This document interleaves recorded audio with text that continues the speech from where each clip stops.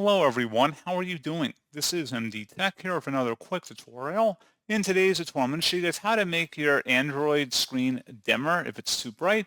So on your Samsung Galaxy or Google Pixel or other Android device. So this should hopefully be a pretty straightforward process here, guys, how to make your screen less bright. And without further ado, let's go ahead and jump right into it.